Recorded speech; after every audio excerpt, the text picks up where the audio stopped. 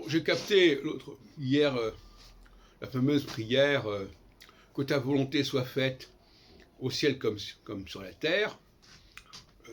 Prière chrétienne, un credo chrétien que l'on entend comme ça sur les radios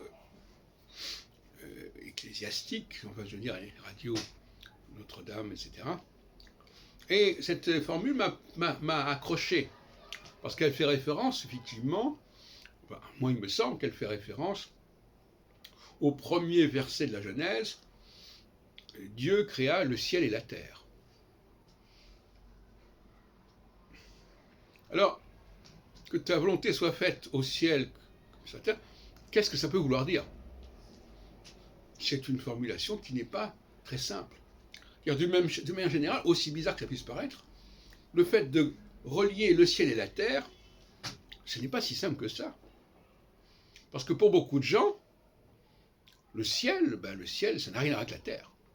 Je veux dire, ce qui se passe dans le ciel, bon, est-ce que ça a un rapport avec ce qui se passe sur terre?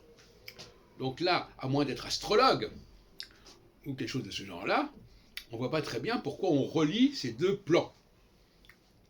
Donc, voyez-vous,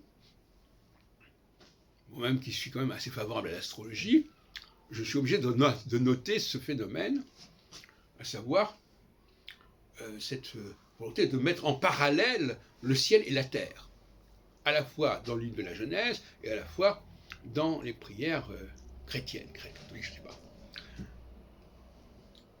Et il ne faut pas oublier que si on a une lecture universelle de Dieu, la terre, elle n'a pas beaucoup de place. Il n'y a pas d'un côté l'univers dans sa totalité et puis la terre. Ça n'a aucun sens. En revanche, si on considère le ciel comme étant limité au système planétaire, au système solaire, dans lequel la Terre fait partie, dont la Terre fait partie, là ça fait beaucoup plus sens.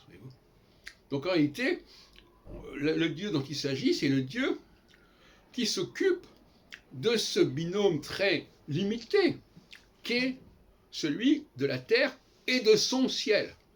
Pas du ciel en général.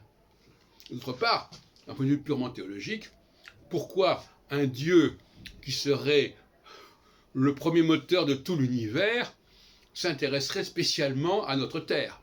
En revanche, si c'est un surdieu, ou un sous-dieu, comme on voudra, un surdieu dans le sens de quelqu'un qui apporte une création par-delà ou à l'intérieur de la création, ou un sous-dieu qui serait un dieu de second ordre, mais qui s'occuperait spécialement de notre terre, là ça devient plus pertinent.